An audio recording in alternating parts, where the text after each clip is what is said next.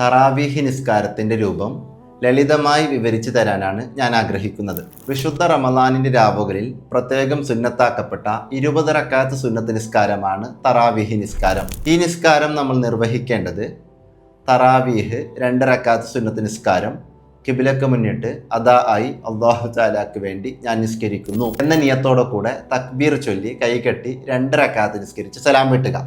അപ്പോൾ നമുക്ക് 2 റക്അത്ത് പൂർത്തിയായി.